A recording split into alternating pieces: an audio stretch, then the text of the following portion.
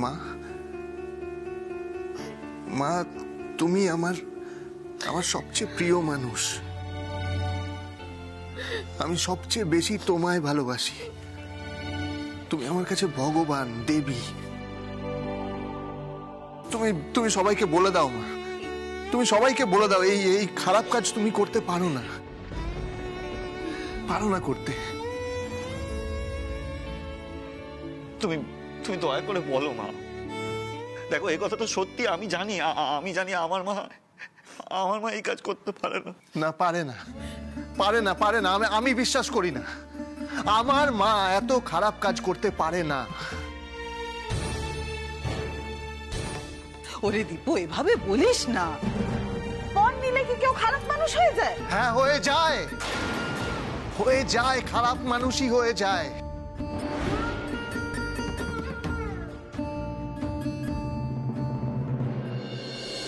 আমার টাকা গোনা শেষ হওয়ার আগে 50,000 টাকা আমার হাতে চাই। আর সেটা যদি না দিতে পারে তাহলে কিন্তু বিয়েটা হবে না। আপনি আপনার বোনকে পণের টাকা আনতে পাঠিয়েছেন, তাই তো? এই মেয়ে, কি বলতে চাইছো তুমি? পণ নেওয়াটা কিন্তু আইনত দণ্ডনীয় অপরাধ। এরপরেও যদি আপনারা বিয়েটা ক্যান্সেল করতে চান তাহলে কিন্তু আমি সত্যি আপনাদের জেলের ঘানি টানাবো। কথাটা মনে রাখবেন। দিদিকে আর নিজে খরচ করবে বলে পণের টাকাটা নিয়েছিল বল? নিশ্চয়ই সব দিক বিচার বিবেচনা করে কোনো কারণে টাকাগুলো নিয়েছিল। আমার যতদূর মনে পড়ছে, পণের টাকাগুলো একা আন্টিমান হাত পেতে নেননি।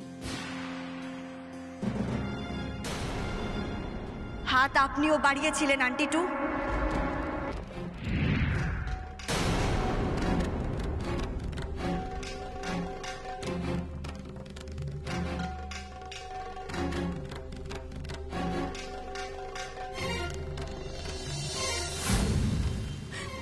কি বলছিস নাকি তুই অপু?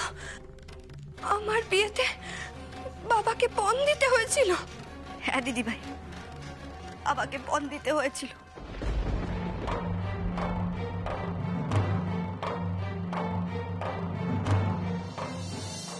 তুই এই সমস্ত কথা জানতিস অপুমা? হ্যাঁ বাবা, আমি জানতাম, যদিও অনেক পরে জানতে পেরেছিলাম। তবে আমার দিদি ভাই আর জামাই বাবুর বিয়ের সময় আন্টি মান্না, আন্টি টু হাত বাড়িয়ে টাকাগুলো নিয়েছিলেন।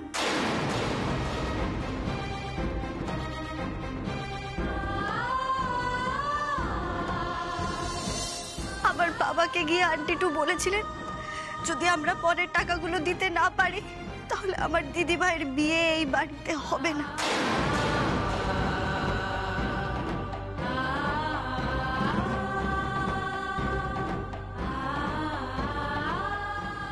কি আন্টি টু, তাই না? তুমি আমাকে দোষারোপ করছো? আমি কি নিজের জন্য পণের টাকা নিয়েছিলাম নাকি? আমাকে দিদি যা করতে বলেছে আমি তাই করেছি। সমস্ত টাকা আমি দিদির হাতে তুলে দিয়েছিলাম। কই, আমি তো টাকার কোনো ভাগ পাইনি। দিদির আলমারি থেকেই তো সব টাকা বেরিয়েছে।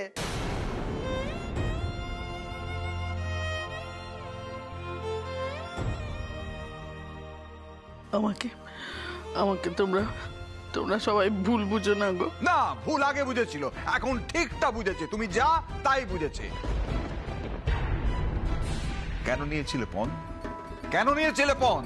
আমি আমি ভেবেছিলাম যে। কি ভেবেছিলে?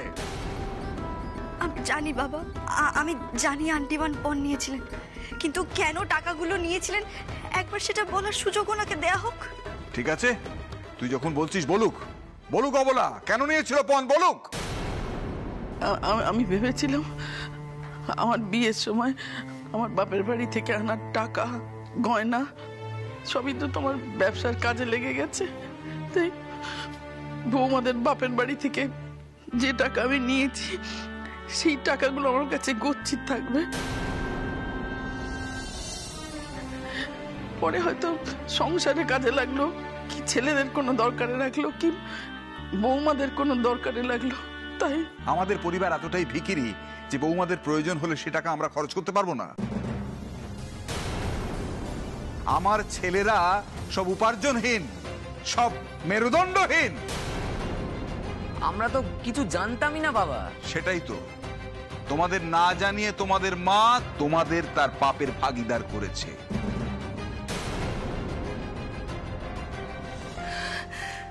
তাই জন্য আমার বিয়ের আগে আমি বাবাকে দেখতাম চিন্তায় ডুবে থাকতে।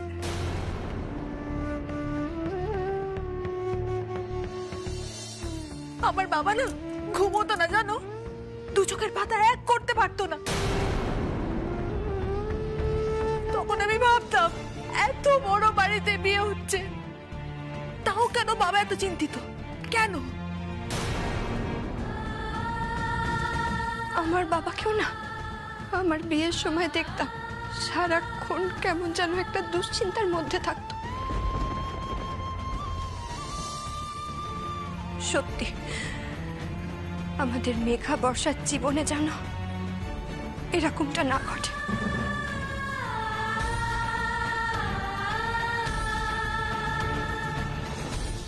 তোমরা তোমরা সবাই সবাই আমাকে ঘেন্না করছো তো?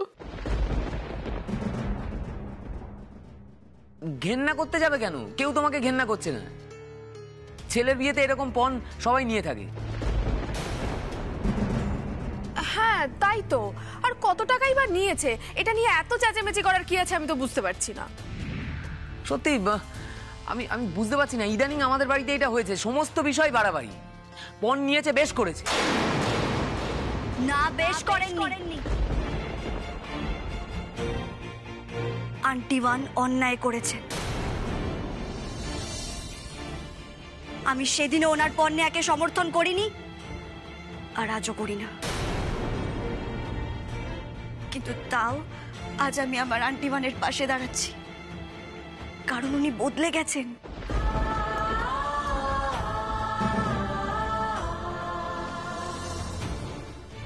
আরে বদলে যাওয়া মানুষটার পাশে আজ যদি আমি না দাঁড়াই, তাহলে মহা পাপ হবে।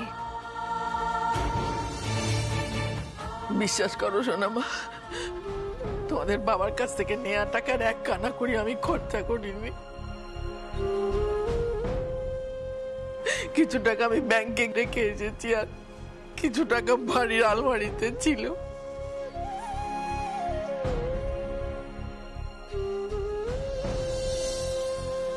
আমি কদিন ধরে ভাবছিলাম যে বেআইদের থেকে ওই টাকাগুলো আমি ফেরত দেব। মিথ্যে কথা, সম্পূর্ণ মিথ্যে বলছো তুমি অবলা। মিথ্যে কথা নয়, আমার কথা তুমি বিশ্বাস করো। তুমি তুমি বৌমাদের ডেকে জিজ্ঞেস করো এবারে যে ওদের হাতে গয়না দিয়েছি সেই গয়না আমি ফেরত নিয়েছি কিনা জিজ্ঞেস করো। বড় বৌমা, মেজ বৌমা, সেজ বৌমা, বলো। বাবাকে তোমরা বলো তোমাদের কাছ থেকে আমি গয়না ফেরত নিয়েছি, বলো, নিজের মুখে বলো তোমরা। আমি ভুল কথা বলছি না, আমাকে তুমি একটু বিশ্বাস করো। আমি জানি মা, আমি জানি তুমি কোনো ভুল কথা বলছো না, কিন্তু যে কাজটা তুমি করে ফেলেছো সেটা ভুল মা, মস্ত বড় ভুল। দীপু, হ্যাঁ মা, এই পণ প্রথা শুধু ব্যক্তি বিশেষের ভুল না, তোমার এই ভুলে আমরা সবাই অজান্তে হলেও জড়িয়ে গেছি মা। আজ বাদে কাল যখন সবাই জানতে পারবে, তখন তোমার বা বাবার মাথা হেট হবে না, শুধু আমাদের ভাইদের মাথাও হেট হয়ে যাবে।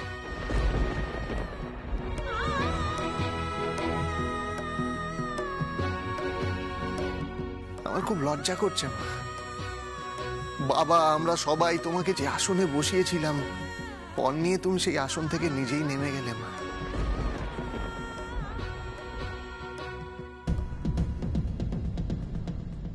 এই দীপু, বেশি বড় বড় কথা বলিস না। এমন করছিস যেন এর আগে কেউ কখনো পণ নেয়নি। তোর বিয়েতে তো একটা পয়সাও লাগেনি, ফ্রিতে পুরো বিয়েটা হয়ে গেল।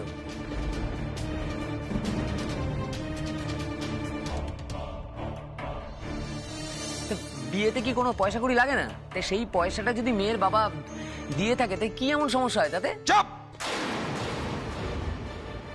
একটাও বাজে কথা বলবি না তুই। মায়ের কুকর্মে মদত দিতে এসেছে। কি মুশকিল, আমি তো এই টাকার একটা পয়সা ছুঁয়েও দেখিনি। আমি তো এর আগেও বললাম যে আমি পুরো ব্যাপারটাই জানতাম না। তাহলে চুপ করে থাকবি, একটা কথা উচ্চারণ করবি না। সত্যি মা, আমি না এখনো ঠিক বিশ্বাস করে উঠতে পারছি না, জানো তো। মা, তুমি না আমাদের নাটকের সেই দজ্জাল শাশুড়িদের মতন, যারা পণ নেওয়ার জন্য বউদের ওপর অত্যাচার করে।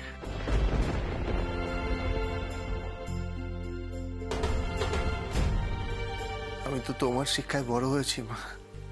আমি তো কখনো ভগবান দেখিনি, কিন্তু আমার ভগবান আমি তোমাকেই মেনেছি।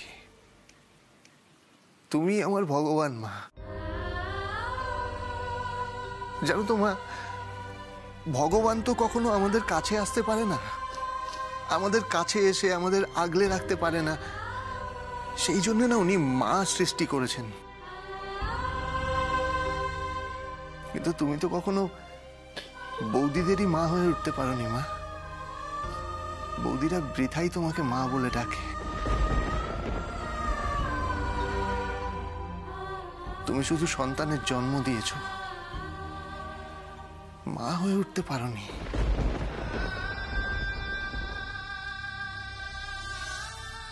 বল দীপু,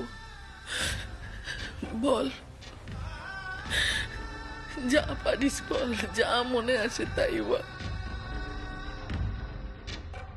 মনে আমার বুকের পাঁজরগুলো গুঁড়ো গুঁড়ো করে, যা পারিস বল। এটাই তো আমার প্রাপ্য না।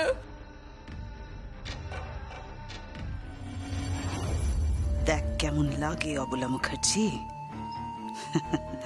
এটাই তো আমি চেয়েছিলাম রে।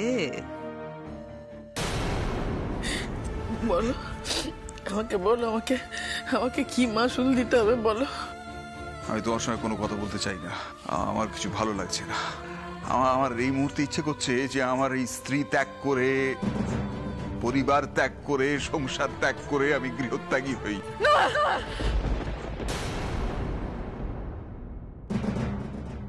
বড় বৌমা, আমার পরিবার তোমার বাবা মার উপর যে অবিচার, যে অন্যায় করেছে, আমি জানি তার কোনো ক্ষমা হয় না। তবু আজ আমি নতজানু হয়ে নতমস্তকে তোমার কাছে ক্ষমা চাইছি মা। ক্ষমা করো মা, ক্ষমা করো। মেজ বৌমা, পারলে বুড়োটাকে ক্ষমা করো মা।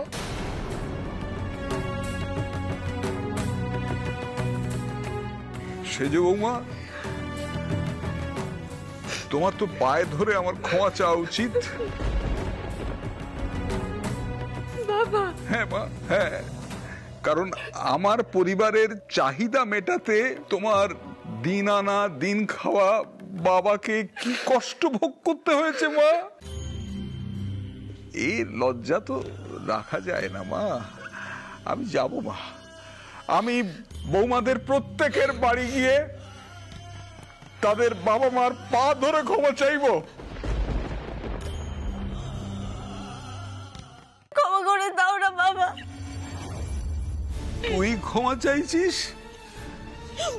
তোর দিদির বিয়েতে তোর বাবাকে যে মানুষটা এতটা যন্ত্রণা দিয়ে টাকা আদায় করেছে তাকে ক্ষমা করার কথা বলছিস? বলছি বাবা, বলছি। সেদিন আন্টিমানের কাজের বিরুদ্ধে আমি প্রতিবাদ করেছিলাম, বলেছিলাম দিদিমায়ের বিয়ে এই বাড়িতে হতে দেব না। কিন্তু বিশ্বাস করো, আন্টিমান এখন বদলে গেছেন, বদলে গেছেন। কেন বদলে গেছে? কেন বদলে গেছে? বদলাতে হলো কেন? এরকম ছিল কেন? হয়তো কারোর প্ররোচনায়, কারোর কথায় আন্টিমান এরকম করেছিলেন। তোমার আন্টিওয়ান কিছু কচি খুকি নয় যে যে যা বলবে তাই শুনবে। আন্টিমান এখন কারোর কথা শোনেন না। ওনার তো মনে হয়েছিল বলে উনি আমায় পরীক্ষা দিতে নিয়ে গিয়েছিলেন বাবা। ও, ওই জন্যই বুঝি তুমি মায়ের ঝোল টেনে এত কথা বলছো। আমি আমি আমি হাত জোর করছি মা, তুমি একটু তোমার কথা বন্ধ রাখো। আমি শুধু বৌমাদের কাছে অনুরোধ করছি, তারা যেন অবলা মুখার্জির সঙ্গে কথা বলে জেনে নেয় যে তাদের প্রত্যেকের বাবার কাছ থেকে অবলা মুখার্জি ঠিক কি পরিমাণ টাকা আদায় করেছিলেন। সেই টাকা আমি নিজে গলবস্ত্র হয়ে তাদের প্রত্যেকের বাড়িতে গিয়ে দিয়ে আসবো।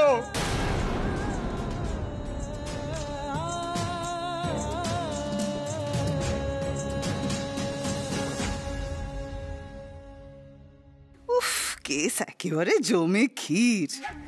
অনাদি মুখার্জি যে কিনা অবলা সুন্দরী ছাড়া ডাকে না, সে কিনা আজ অবলা মুখার্জি বলছে। অপূর্ব। আমিও দেখবো অপু, এই ঝড় তুমি কি করে সামলাও। কি হলো, কথা বলছো না কেন তোমরা? অবলা মুখার্জির কাছে জানতে চাইছো না কেন যে কত পরিমাণ টাকা সে নিয়েছে?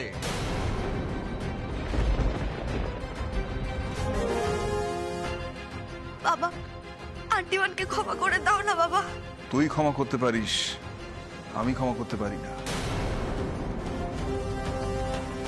রঘুমা, তুই তো বাবার মেয়ে, কি করে ভুলে গেলি যে এই মহিলার অত্যাচারে তোর বাবা কিরকম দিশেহারা হয়ে পড়েছিল?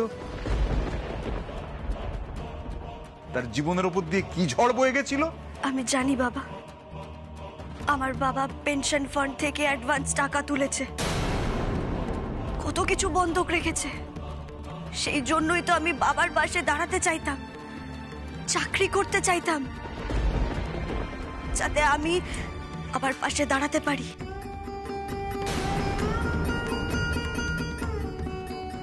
বাবা, কিন্তু ভুল তো মানুষ মাত্রই হয়, তাই না? আন্টিওয়ান তো মন থেকে সমস্ত পুরনো ধ্যান ধারণা মুছে ফেলেছে।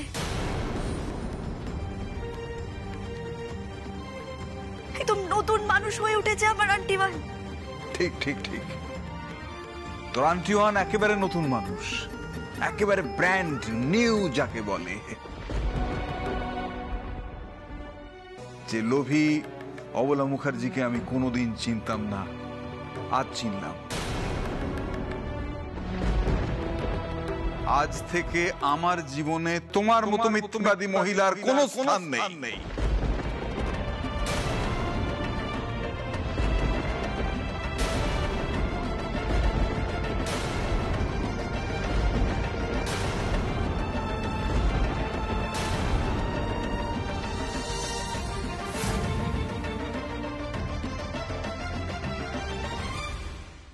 এই মুহূর্তে আমি এখান থেকে চলে যাব, আর অবলা মুখার্জি যে অন্যায় করেছে তার কি শাস্তি হবে সেই শাস্তি সে নিজেই স্থির করুক। তার মতো মানুষকে শাস্তি দিয়ে আমি আমার হাত বন্ধ করতে পারবো না।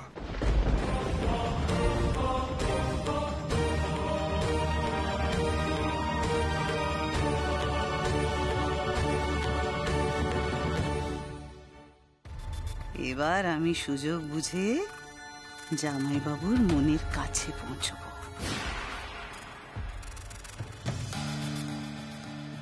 দিদি রে, ও দিদি রে, তোরে কি সর্বনাশ হলো রে, কি সর্বনাশ হলো।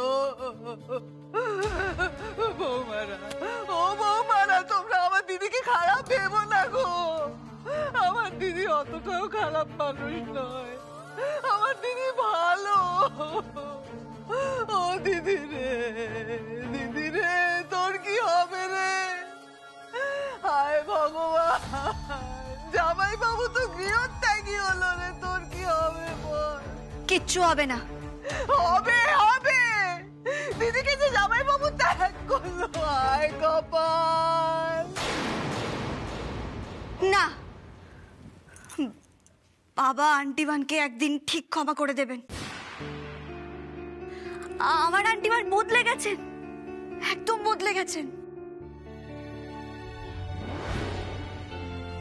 যে মানুষ নিজের ভুল শুধরে নিতে পারে, স্বয়ং ঈশ্বরও তাকে ক্ষমা করে দেন।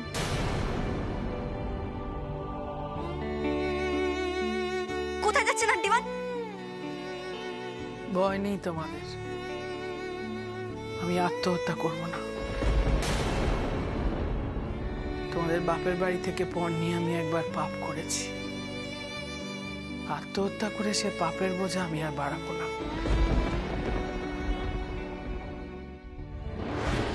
শুধু আমি একটু একা থাকতে চাই, একা। আন্টিমান, দাঁড়াও অপু, মাকে একটু একা থাকতে দাও। আমি চাই এই অনুতাপের আগুনে মা নিজেকে পুড়িয়ে একটু শুদ্ধ করে নিক। একটু একা থাকতে দাও মাকে। আজ মায়ের এই কাজের জন্য আমাদের সুখী পরিবারটা ভেঙে তছনছ হয়ে গেল।